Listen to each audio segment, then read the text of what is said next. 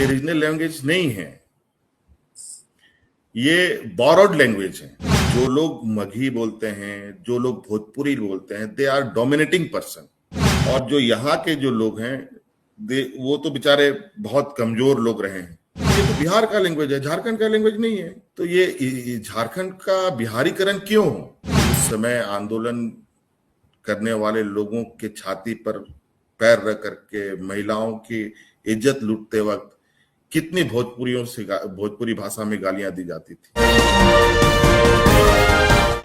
झारखंड के मुख्यमंत्री हेमंत सोरेन ने भोजपुरी और मगही को लेकर ऐसा बयान दिया है जिस पर बिहार में राजनीति गर्म हो गई है। उन्होंने कहा कि इन दोनों भाषाओं को बोलने वाले डोमिनेटिंग लोग हैं। हेमंत सोरेन ने कहा कि भोजपुरी और मगही बिहार की भाषा है, झारखंड की नहीं। झारखंड का बिहारीकरण क्यों किया जाए?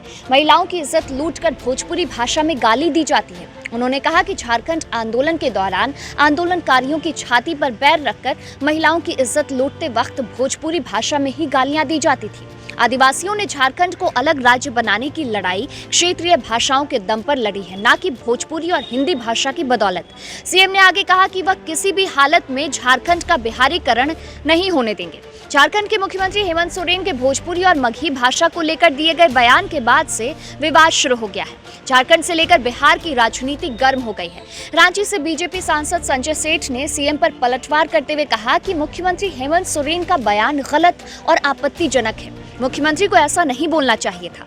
भोजपुरी, मगही, मैथिली ये सब भाषाएं धरोहर हैं। समाज को तोड़ना नहीं चाहिए, समाज को जोड़ना चाहिए। पूरे झारखंड को एक रखना और पूरे भारत को एक रखना हमारा लक्ष्य होना चाहिए। भोजपुरी आज की भाषा नहीं है। दुनिया के संपन्न से संपन्न राष्ट्र में यह भाषा बोली जाती है। बिहार तो भारत की अर्थव्यवस्था की रीढ़ है। सीएम सोरेन का ये बयान संघीय ढांचा पर प्रहार है। वहीं बिहार में जनता दल यूनाइटेड और हिंदुस्तानी आवाम मोर्चा ने उनके बयान की कड़ी आलोचना की है। जदयू के प्रवक्ता अभिषेक झा ने उनके बयान को बिहार का अपमान बताया है। उन्होंने कहा कि जदयू ने कभी जाति, धर्म, संप्रदाय और भाषा के आधार पर भेदभाव नहीं किया। उन्होंने कहा कि बिहार और झारखंड में तो कोई फर्क ही नहीं है। भोजपुरी और मगही का साहित्य तो काफी समृद्ध रहा है। हम के प्रवक्ता दानिश रिजवान ने हेमंत के बयान की आलोचना करते हुए कहा कि उन्हें भारत के इतिहास की जानकारी ही नहीं है। उनसे इस बयान की उम्मीद की जा सकती है क्योंकि उन्हें भोजपुरी और मगही के योगदान के बारे में कोई जानकारी नहीं है। वहीं आपको बताएं कि राजद के प्रवक्ता मृत्युंजय तिवारी ने इस मसले पर हेमंत का बचाव किया है। उन्होंने कहा कि झारखंड के मुख्यमंत्री ने किसी और परिदृश्य में ये बातें कही होंगी। उन्होंने कहा कि भाषा का सम्मान किया जाना चाहिए और भोजपुरी और मगही का महत्व तो पूरे देश में है।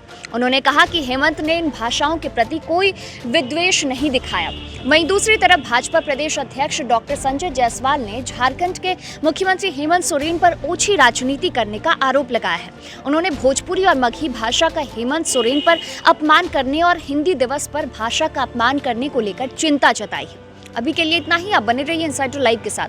तमाम अपडेट्स के लिए इनसाइडर लाइव को सब्सक्राइब कर लें। इसके अलावा वीडियो अगर आप फेसबुक पर देख रहे हैं तो हमारे फेसबुक पेज को लाइक, फॉलो करके इस वीडियो को शेयर जरूर कीजिएगा।